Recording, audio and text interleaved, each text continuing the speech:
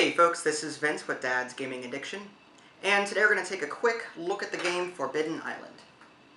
Forbidden Island is a game 2 to 4 players, ages 10 and up, average play time about 30 minutes. This is a cooperative game in which players are going to be working together to gather 4 treasures before the island sinks. So they're going to be racing against time, trying to stop the island from sinking, but also getting these treasures and escaping the island before it's too late. Let's take a quick look at all of the components and how the game is played. Alright, and here's just a quick look at the components. You've got some cards here, you've got some tiles, you've got some player pawns, some treasures, and a water level tracker. Now, at the beginning of the game, players are going to be able to choose a special character. Each character has a special ability. For the example, the engineer, you can shore up 2 tiles for 1 action. I'll explain what that does in a minute.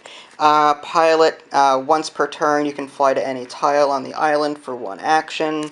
The explorer, move and or shore up diagonally. So players will be able to specialize in a particular field and contribute to the group as a whole with these special abilities. Now these tiles here are, they serve as the playing board in which players are going to be moving about. Basically the board is going to resemble a plus sign of sorts, and players are going to need to move these player pawns around these tiles and trying to collect these treasures, which are sitting right here. And the object of the game is for players to work together, collect these 4 treasures, and get to this Fool's Landing before the island sinks. Now, these tiles are 2-sided. The regular side is represents the specific tile that is above the water, and throughout the course of the game, these tiles are going to begin to sink, and you can see on the reverse side it's blue. So this signifies that the tile is about to sink. Now, if a tile sinks further into the ocean while it's on this side, it is removed from the game permanently. So that's where the time element comes into play. Players are going to be racing against time to try and collect these treasures before all of the tiles are gone.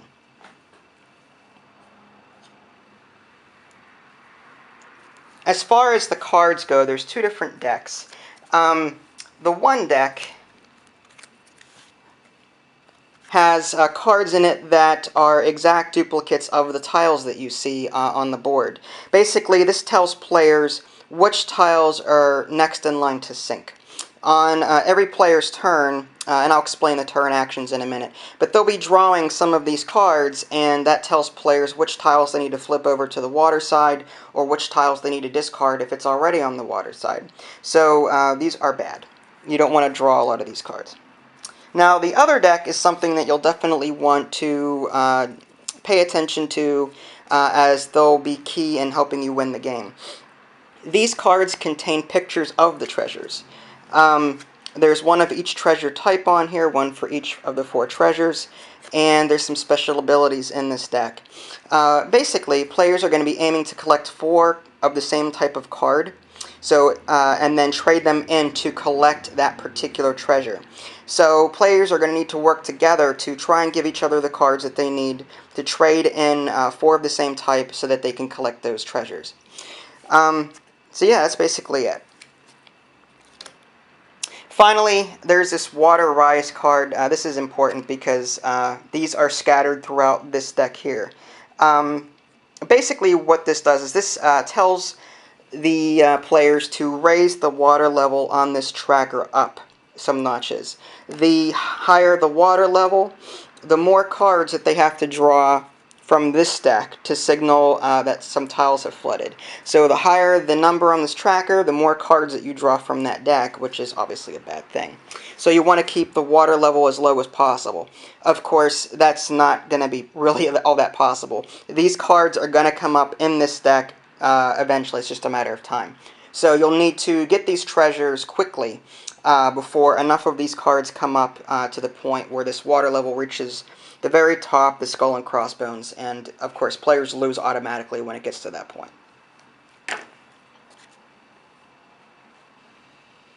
Player turns in this game are pretty simple. As you can see here, the board is already set up. Of course, it's not set up exactly the way it's supposed to. At the beginning of the game, you're supposed to flip over some tiles to represent the already sinking island. But this is just going to serve as a quick example. I've got a player pawn here and 2 tiles that are flipped over to the water side. Now on a player's turn, first they'll take up to 3 actions. Now on their turn, those 3 actions can include moving, shoring up a tile, giving a treasure card to another player, or capturing a treasure.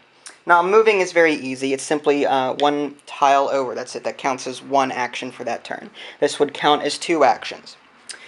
Now shoring up a tile allows a player to flip a tile from the water side over to the land side. They can perform that action on the tile that they're on or any tile that they're adjacent to. Now some of the special abilities that players have, depending on what character they pick, like the engineer allows them to shore up 2 tiles for 1 action. So some players it might be better suited to perform certain actions. That's where the teamwork comes into play. Now, if I were the engineer in this case, I could shore up 2 tiles for 1 action. I could use 1 action and shore up both of these tiles, rather than let someone else do it and waste 2 actions. So, I like the teamwork in this game. It forces players to work together.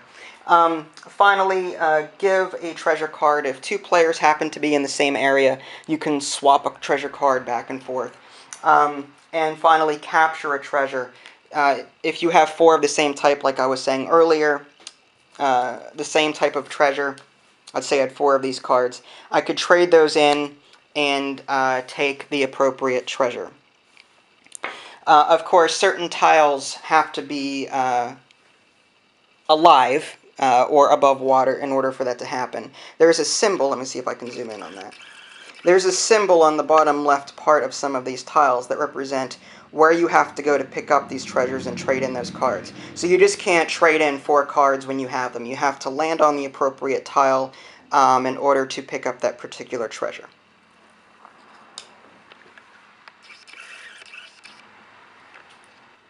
Alright, now there's a few more things that players have to do on their turn before their turn actually ends. One of the things that they're going to do is draw 2 cards from the treasure deck. After that, they're going to draw cards from the flood deck equal to the number listed on the tracker. So when that happens, in this case, gold card, the gold gate and the copper gate, what's going to happen is they're going to take a look at these cards and flip over the appropriate tiles over to their water side. Now, as mentioned already, if one of these cards come up and the tile is already on the water side, it gets discarded for the rest of the game. So yeah, on a player's turn, every player's turn in fact, more and more of these cards are going to come up, and more tiles are going to get flooded. Now, you're probably wondering at this point, how do these cards come up again to the point where you'd end up having to discard a tile? Well, throughout the treasure deck are these Waters Rise cards. Let me see if I can zoom in on that. Not only does that raise the number listed on the tracker here, so that players would have to draw more cards every player turn, but you'd force the player to take the discard pile, shuffle up the cards, and put them right smack back on top of the flood deck. This ensures that the tiles that have recently been flooded will flood again, thereby increasing the risk that a tile will disappear forever. Alright, and honestly that's it. Players are going to be taking turns performing actions, trying to get these treasures before the island sinks. It's very easy and a very fun game to play. Like I was saying, it's a great cooperative game, so I would highly recommend this one to families for the most part. It involves a lot of communication and cooperation.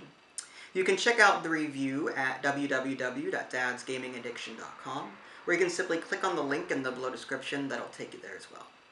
This is Vince and Vinny Jr. Thanks for watching, and we'll catch you next time. Bye.